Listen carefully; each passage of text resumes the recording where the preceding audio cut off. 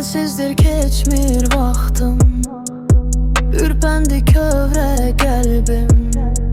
Saatıma tez-tez baxdım, bir görüş çoxmu Rəbbim. Dönməz ki sensiz dünya, onsuz da yoxdur xeyri.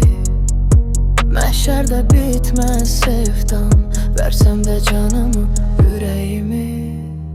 İstersen olsun bitsin, yadlarda baksın gülsün, beynimden atsın gitsin, gizlince öldürsün.